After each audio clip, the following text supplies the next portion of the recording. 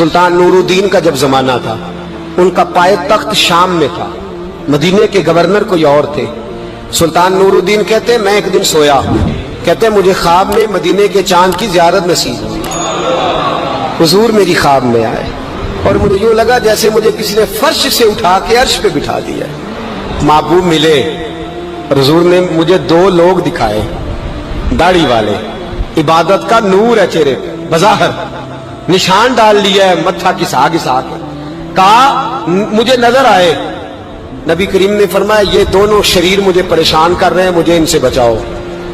جو نبی وہاں آ کے اطلاع دے سکتے ہیں وہ اپنا دفاع بھی کر سکتے ہیں، اور اللہ تبارک و تعالیٰ اپنے نبی کی مدد کے لیے فرشتے بھی بھیج دیتا ہے۔ حضور با اختیار ہے، لیکن حضور امت سے کام لینا چاہتے ہیں۔ نبی پاک امت سے بولے تو صحیح، ہم دینا بھی چاہتے ہیں کہ نہیں؟ حضور امت سے کام، یہ امت کی ڈیوٹی ہے، وہ نکلے حفاظت کرے، ورنہ اللہ تبارک و تعالیٰ نے اپنے نبی کو با اختیار، اللہ تو 5,000 فرشتے بدر میں نازل کر رہا ہے اپنے نبی کی مدد کے لیے۔ تو اللہ کے حبیب نے فرمایا سلطان خوش ہو گئے، کہتے اٹھا، بڑے تحفے، بڑے تحائف، بڑا کچھ اکٹھا کیا، بڑا لمبا لشکر تیار کیا، 16 دن کا مسلسل سفر کر کے مدینے پہنچا۔ گورنر مدینہ کو کہا کہ سارے مدینے والوں کے لیے میں تحفے لایا ہوں، سب کو بلاؤ۔ یہ توجہ کرنی ہے آپ نے، اس واقعے کے پہلو میں ہر چیز آ جائے گی، ہر چیز۔ بلایا، سارے مدینے کے لوگ آئے تحفے لینے، سب کو تحفے دیے۔ سلطان نے پوچھا کو رہ تو نہیں گیا؟ انہوں نے کہا جی 2 حاجی نمازی رہ گئے۔ کون؟ 2 بہت بڑے مجاہد رہ گئے، بہت بڑے مجاہد، جہاد ہی جہاد، بہت بڑے سپہ سالار مجاہد 2 رہ گئے، حاجی نمازی پرہیزگار صوفی رہ گئے 2۔ کون سے؟ انہوں نے کہا کسی اور علاقے سے آئے ہیں، داڑھی بھی زیادہ ہے، سارا دن نماز پڑھتے ہیں، ساری رات جو ہے وہ عبادت میں رہتے ہیں، روزہ رکھتے ہیں، بس زور کے بعد حجرے سے نکلتے ہیں، صرف زور کے بعد۔ بڑے بولے بالے، بڑے اللہ والے۔ ریاض آپ کو بس میں نے وہ شعر پڑھنا چھوڑ دیا ہے، میرے ساتھی کہتے ہیں کہ کم پڑھا کریں، کچھ ساتھی کہتے ہیں نہیں اتنا نہیں ہونا چاہیے، لیکن بابا صاحب تو کہہ گئے نا، ان کو تو نہیں نا کوئی روک سکتا کہ آج بھی کیتی جاندے ہو تے لو بھی پیتی جاندے ہو، ہے نا جی؟ سب سے زیادہ آج بھی وہی کراتے ہیں، ٹریننگیں بھی سب سے زیادہ انہی کے پاس ہیں، لشکر بھی ان کے پاس ہے سب سے زیادہ، لیکن آج بھی کیتی جاندے ہو تے نال لوگ بھی پیتی جاندے ہو تے کھو کے مال یتیماں دا تے بھیج مسیتی جاندے ہو، پھٹ دلاں دے سیندے نہیں ایویں ٹوپیاں سیتی جاندے ہو، نفس تے چھری پھیر دے نہیں تے دمبے کیتی جاندے ہو، فرض بھلائی بیٹھے ہو، نفلاں نیتی جاندے ہو، دسو تے سی بلے نوے کی کچھ کیتی جاندے ہو۔ اتنا خطرناک منصوبہ، اتنا خطرناک۔ سلطان سے کہنے لگے جی وہ زور کے بعد نکلتے ہیں اجرے سے اور صدقہ خیرات کر کے پھر اجرے میں چلے جاتے ہیں۔ سلطان کہنے لگا ملاؤ تو صحیح۔ جو بندے گئے وہ بھی بڑے بادب گئے، کہا جناب آپ کو بلا رہے ہیں، اس لیے کہ مدرسہ ہی بہت بڑا ہے، ان کا طریقہ ہی بہت بڑا ہے، کیا بات ہے؟ بلا کے لائے۔ سلطان نے دیکھا تو سلطان کی آنکھیں کھل گئی، کہنے لگے یہ تو وہ 2 ہیں جو مجھے حضور نے خواب میں دکھائے ہیں۔ نبی پاک نے، یہ 400 سال پہلے مولانا علی قاری لکھ رہے ہیں، یہ تو حضور نے مجھے خواب میں دکھائے، یہ تو وہ ہے۔ اللہ اکبر۔ میں اکثر کہتا ہوں ہمارا کسی کے ساتھ کوئی ذاتی جھگڑا نہیں، اللہ جانتا ہے، بڑی جلدی مر جانا ہے۔ ہاں کچھ لوگ زیادتی کرتے ہیں دین کے معاملات، میری سرکار کے بارے میں زیادتی کرتے ہیں تو ان سے دل بھر جاتا ہے، ان سے تکلیف پہنچتی ہے، ان سے اذیت ہوتی ہے، ورنہ خون کے آنسو دل روتا ہے۔ امت کو ایک ہونا چاہیے، امت کو، لیکن امت اس وقت ایک ہوگی جب نبی پاک کے گنبد کے سائے میں ایک ہوگی، جب رسول اللہ کے گنبد کی ہریالی میں امت ایک ہوگی۔ میرے حبیب پاک علیہ السلام، یہ تو 2 مجھے حضور نے دکھائے ہیں۔ سلطان کہنے لگا باندھو ذرا کس کے انہیں، ان کے گھر کی تلاشی لینی ہے۔ ان کو باندھ کے سلطان گھر گئے تو گھر کے اندر کچھ بھی نہیں، بس صدقہ خیرات کا سامان ہے، قرآن پاک ہے، کتابیں ہیں، تفسیریں۔ جب اٹھائی نا چٹائی تو نیچے سرنگ نکلی ہوئی ہے، جب اس کے اندر لوگ گئے تو وہ سرنگ حضور کے روزے تک پہنچی ہوئی ہے۔ وہ کس ارادے سے آئے؟ سلطان نے جا کے تلوار تھامی، کہا تمہاری گردنیں اڑا دوں گا، بتاؤ کیسے آئے ہو؟ تو انہوں نے کہا ہم تو عیسائی ہیں، ہمیں عیسائیوں نے بھیجا ہے۔ اور ہم اس ارادے سے آئے ہیں کہ ہم حضور کے جسم اقدس کو نکالیں گے، کسی اور جگہ لے جائیں گے۔ سلطان نے بات سنی تو چیخ نکلی، اللہ اکبر کا۔ اس نے کہا عیسائیوں نے کیا سمجھا ہے رسول اللہ کے غلام مر گئے؟ تم نے کیا سمجھا ہے نعرہ رسالت کی آواز کمزور ہو گئی ہے؟ تم نے کیا سمجھا ہے درود و سلام کے سوتے خشک ہو گئے ہیں؟ تم نے کیا سمجھا ہے مدینے پر جان دینے والے کوئی نہیں؟ آپ نے فرمایا سازش کرتے ہو بے ایمانو، اندر چھپ کے وار کرتے ہو، طاقت ہے تو سامنے آؤ۔ مسلمانوں کا ایک ایک بچہ مدینے کی حرمت پر قربان ہو جائے گا، مدینہ منورہ کی حرمت پر مسلمان اپنی دھجیاں بکھیر دیں گے، اولادیں قربان کر دیں گے، لیکن کسی کافر کو بھی رسول اللہ کی بے ادبی کی اجازت کبھی نہیں دیں گے۔ سلطان نے پکڑا، قتل کیا، پھر سلطان نے ان کو کاٹا، آگ میں جلایا اور فرمایا مسلمانوں، ہر حاجی نمازی دیکھ کر، ہر دعوت دینے والا دیکھ کر ادھر بفر نہ جایا کرو، پہلے دیکھ لیا کرو اس کے سینے میں مصطفیٰ کا پیار بھی ہے کہ نہیں، اس کی باتوں سے عشق رسول کی خوشبو بھی آتی ہے کہ نہیں، اس کا لب و لہجہ نبی پاک کی ادب والا بھی ہے کہ نہیں، اس کے انداز، اس کے اعتبار رسول اللہ کا پیار بھی بتلاتے ہیں کہ نہیں۔ میں بلبل خوش لہجہ گلزار نبی ہوں، میٹھی میری باتیں ہیں کیونکہ نمک خار نبی ہوں۔ دیکھو دیکھو یہ رسول اللہ صلی اللہ علیہ وسلم کا فرما بردار۔ ایک اور بھی سازش ہوئی رافضیوں نے کی، انہوں نے بھی 2 بندے ایک دفعہ بھیجے تھے، وہ بھی کھودنے لگے، کدھر آئے ہو؟ پکڑے گئے تو کہنے لگے حضرت ابوبکر حضرت عمر کا جسم نکالنے آئے تھے، معاذ اللہ تعالی، لیکن میرے رسول نے یہ حرکت بھی کرنے کی اجازت نہ دی۔ سلطان نور الدین کہتے ہیں یہ کام کر کے جب میں واپس لوٹا، جا کے سویا تو مجھے پھر حضور کی زیارت نصیب ہوئی، مجھے مدینے والے محبوب کا پھر دیدار نصیب ہوا۔ حضور خواب میں آئے، فرمایا حبیب نے بتایا کچھ نہیں، بولے کچھ نہیں، بس مجھے دیکھتے جاتے تھے اور مسکراتے جاتے تھے۔ سلطان نے چاروں جانب کھدوا کے نا خندق، اس میں سیسا ڈلوا دیا، دیواریں پکی کرا دی، کوئی کھودنا بھی چاہے تو پہنچ نہ سکے۔ کہتے ہیں حضور دیکھتے جاتے، مسکراتے جاتے، اور جب میرے نبی میری طرف دیکھ کے مسکراتے تو مجھے یوں لگتا اللہ نے میرے لیے جنت کے سارے دروازے کھول دیے۔ مجھے یوں لگا جیسے جنت کی حوریں مجھے سلامی دینے آئی، مجھے یوں لگا جیسے فرشتے جھونک آئے ہیں اور مجھے کہتے ہیں کیا تیرا مقدر ہے، کیا تیرا نصیبہ ہے، کیا تیری بات ہے۔ صلاح الدین ایوبی، مسلمانوں پہ ظلم ہوا، فلسطین میں آگ لگی اور پورے فلسطین کی گلیاں خون سے بھر گئیں۔ ایک دن کے اندر 70,000 مسلمان قتل ہوا۔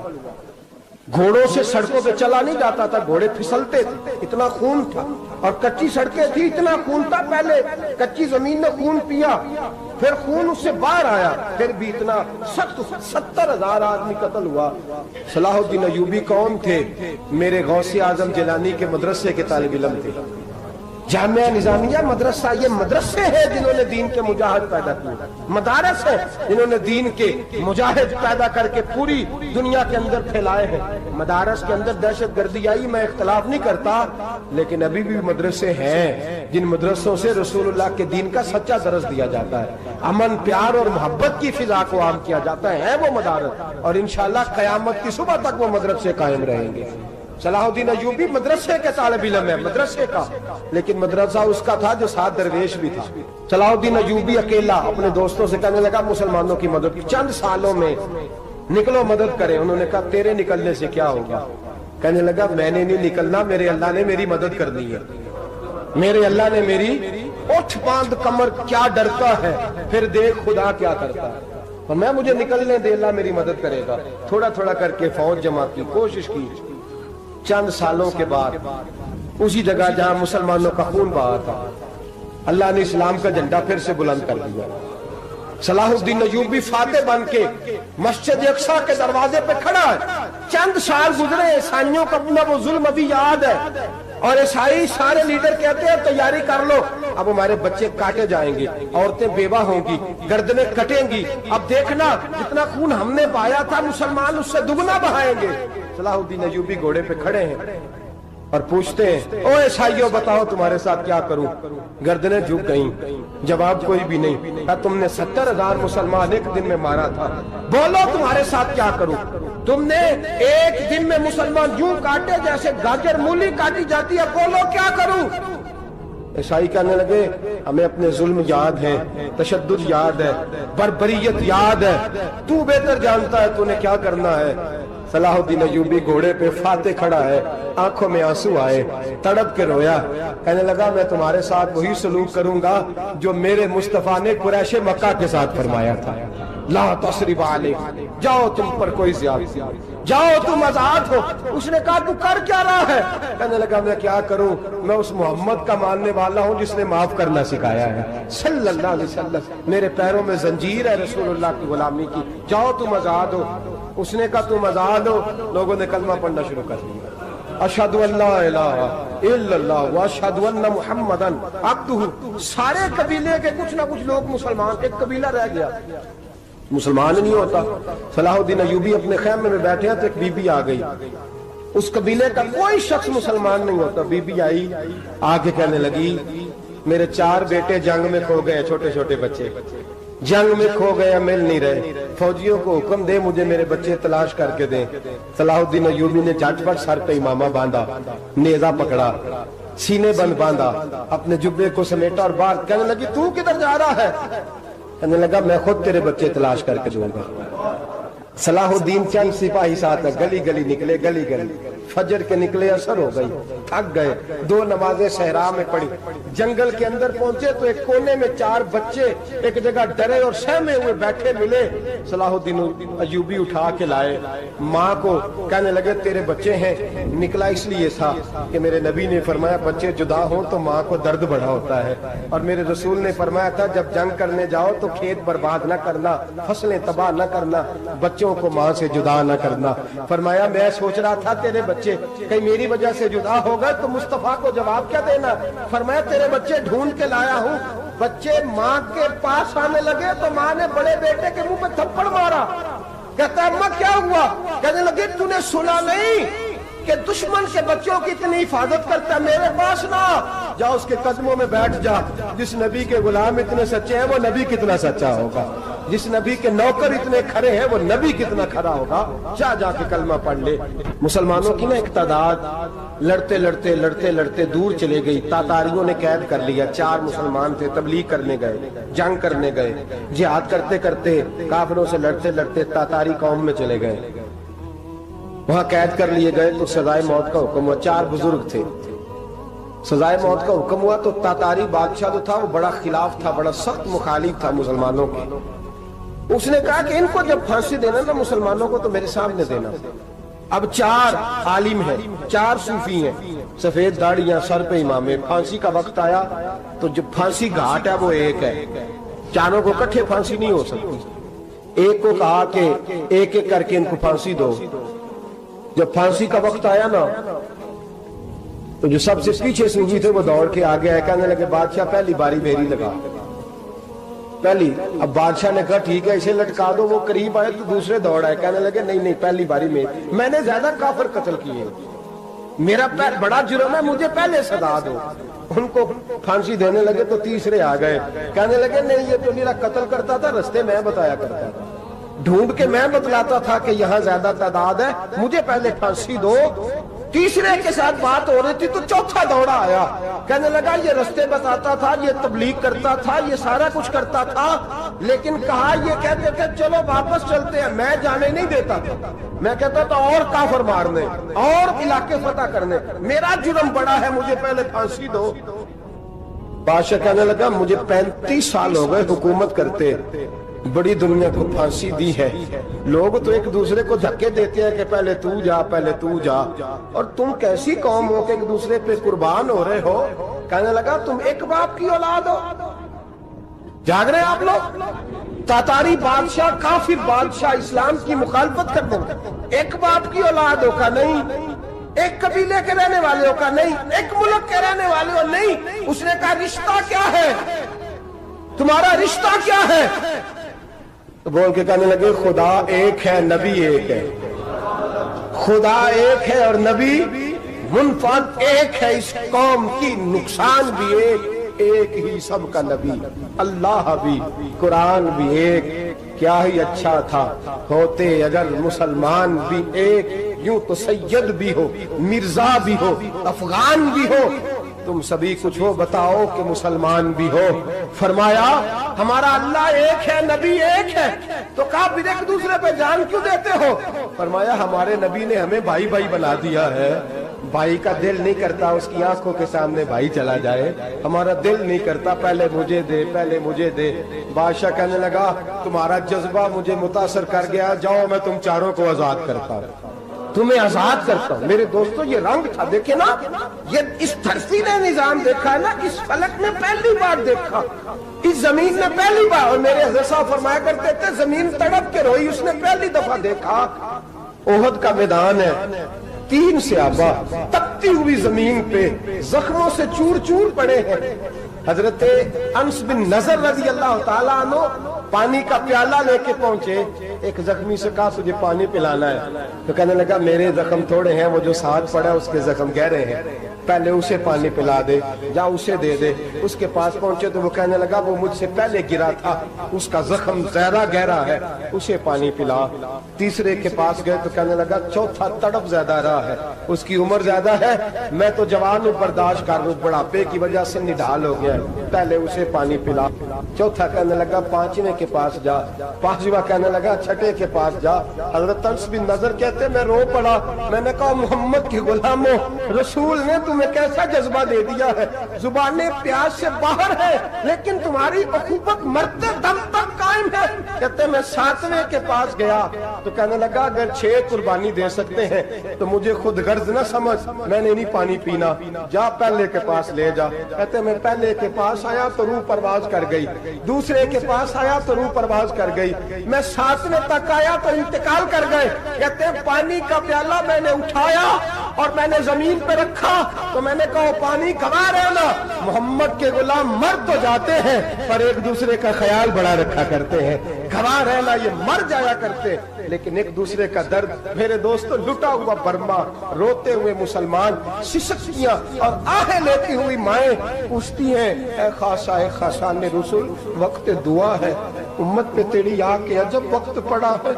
وہ دین جو بڑی شان سے نکلا تھا وطن سے، پردیس میں وہ دین آج غریب الغربا ہے، فریاد ہے اے کشتی امت کے نگہباں، بیڑا یہ تباہی کے قریب آن لگا ہے۔ اور کیا خوبصورت جملے کہے تھے کہ نبی پاک صلی اللہ علیہ وسلم نے، حضور نے فرمایا تھا میرا مومن ایک جان کی طرح ہوتا ہے، ایک جان کی طرح ہوتا ہے، ایک کو تکلیف ہو جسم کے ایک حصے کو، سارا حصہ پریشان ہوتا ہے۔ فرمایا یہ ایک مکان کی طرح ہے، ایک اینٹ دوسری اینٹ کو مضبوط کرتی ہے۔ فرمایا یہ مضبوط لوگ ہیں، یہ مضبوط لوگ۔ حضرت عمر فاروق کا زمانہ ہے، ایک آدمی نے سیری بھیج دی ایک گھر میں بطور تحفہ، قحط کا زمانہ تھا، گوشت ملتا نہیں تھا، جانور، ایک آدمی نے سیری بھیج دی ایک آدمی کے گھر میں۔ اس نے کیا کیا؟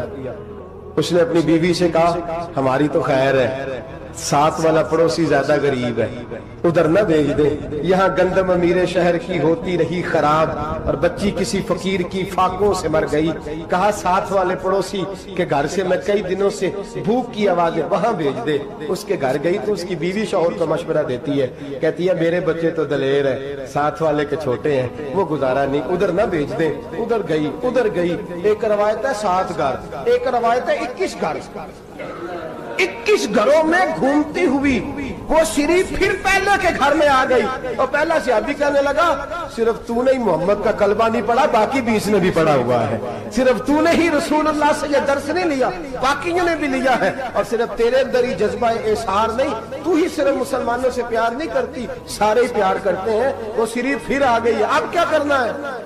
اب کیا کرنا ہے؟ تو امام نبوی نے لکھا ہے، وہ کہنے لگی کرنا کیا ہے، پکاؤں گی میں اور کھائیں گے 21 گھر، پھر بھی اکیلے نہیں کھائیں گے، پکاؤں گی میں اور کھائیں گے 21 گھروں کے مطابق شوربہ پکا، اور پھر برتن میں ڈال کے وہ بی بی ایک ایک گھر کا دروازہ کھٹکھٹاتی ہے، کہتی ہے مصطفیٰ کے غلاموں نکلو باہر اور کھاؤ، اس لیے کہ جس نبی نے مجھے پیار کا حکم دیا اسی نے تمہیں بھی پیار کرنا سکھایا ہے، یہ رنگ چشم فلک نے سکھایا ہے۔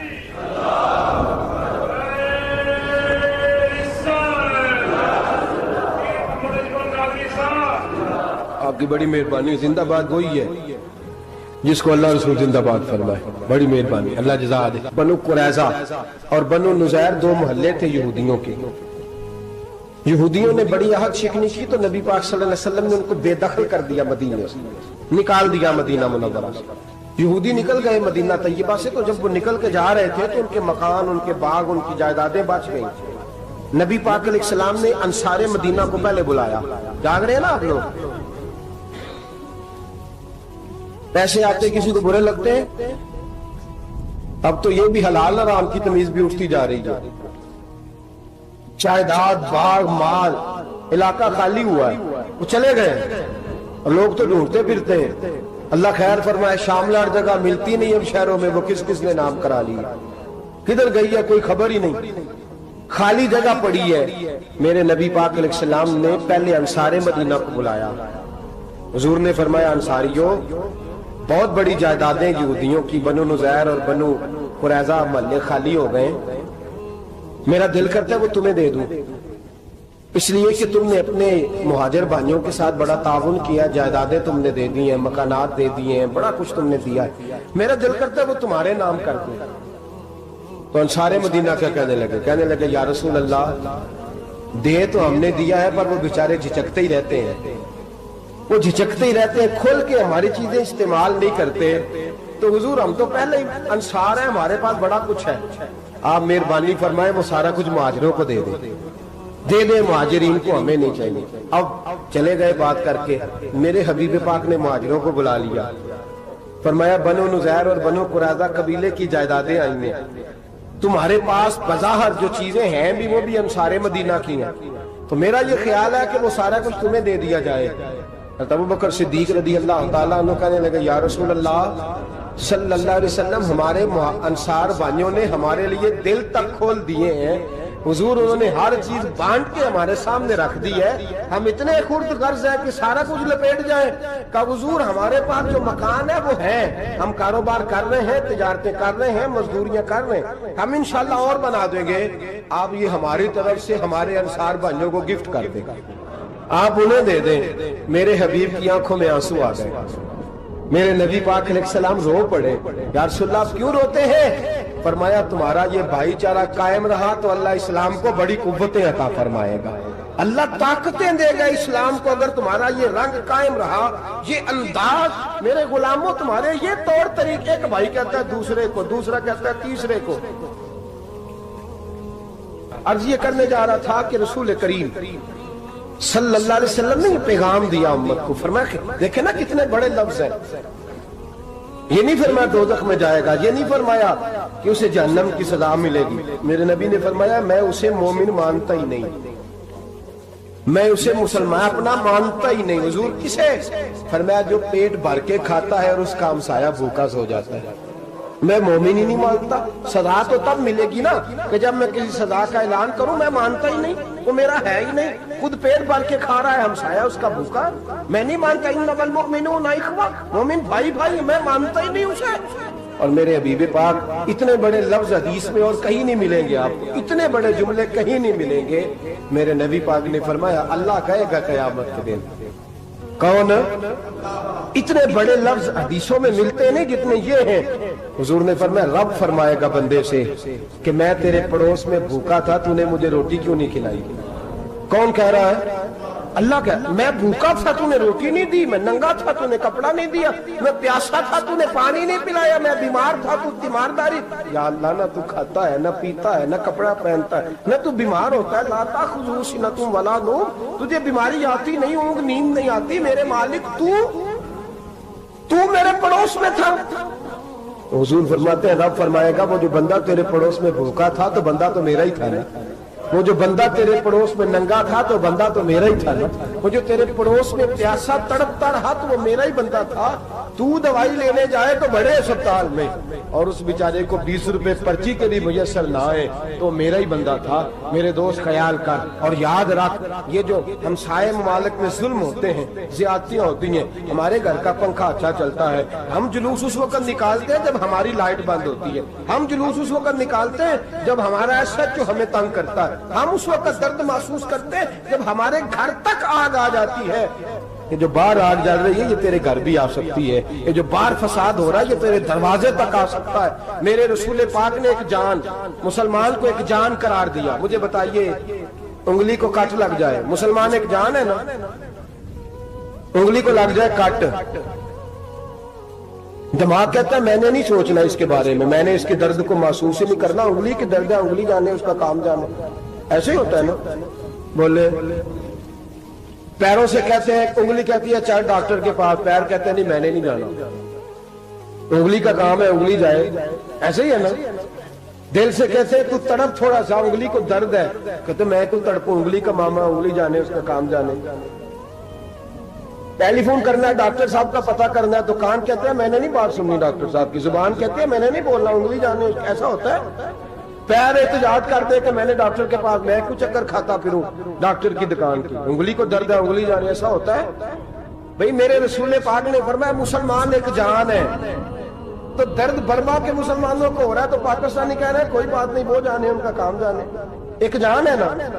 درد ہونا چاہیے، تکلیف ہونا چاہیے، پھٹے پہ باتیں ہوتی ہیں اس موضوع پہ، اسمبلی پہ گفتگو ہوئی ہے اس موضوع پہ، آپ کی صوبائی اسمبلیاں اس موضوع پہ بولی ہیں، آپ کے کونسل اس موضوع پہ بولے ہیں۔ ہم تو اپنی اپنی سیاستیں، اپنے اپنے تماشے، اپنے اپنے چکروں میں لگے ہوئے۔ وہ دریا کے اندر سسکتے مسلمان، بنگالی کہتے ہیں ہمارے نہیں، برمی کہتے ہیں ہمارے نہیں، پاکستانی کہتے ہیں ہمارے نہیں، ترکی کہتے ہیں وہ کس کے ہیں؟ وہ کس کے ہیں؟ وہ اللہ کے بندے ہیں، محمد عربی کے غلام ہیں صلی اللہ علیہ وسلم۔ لیکن میرے دوستو کیا ہمیں کیا غرض ہے، وہ جانے ان کا کام جانے۔ یہ جب تیرے پیروں تک آگ آئے گی پھر تجھے پتا چلے گا یہ بڑی سخت آگ ہے۔ آج جس کافر نے برما پر عرصہ دراز تنگ کیا ہے، مسلمان تھوڑے تھوڑے مفاد لینے کی خاطر نا، بنو عباس اور بنو امیہ کی جنگ چل رہی تھی، بنو عباس جو تھے وہ غالب آ گئے، بنو امیہ جو تھے ان کی حکومت ختم ہو گئی، تو عیسائیوں نے بنو امیہ سے کہا کہ ہم تمہارے ساتھ تعاون کرتے ہیں، ہم تمہارے ساتھ تعاون کرتے ہیں اور بنو عباس پہ غلبہ پا کے تمہیں حکومت دلاتے ہیں۔ بنو امیہ بڑی جدوجہد کر رہے تھے بادشاہی کے لیے، لیکن انہوں نے کہا کہ ہم لڑ رہے ہیں، کوشش کر رہے ہیں، لیکن ہمیں کسی کافر کی مدد کی ضرورت نہیں، ہم جتنا مرضی لڑیں لیکن کافروں کے ہاتھوں بنو عباس کو مروانے کو ہم تیار نہیں ہیں۔ میں خبردار، تمہارا آپس کا معاملہ ہے، ہم خود نمٹ لیں گے، تمہیں اجازت نہیں دیتے تم اندر کودو اور کود کر کے تم فسادات پیدا کرو اور مسلمانوں کے اندر تقسیم کرو۔ میرے دوستو مسلمان کو سوچنا چاہیے، سوچ بڑی رکھنی چاہیے۔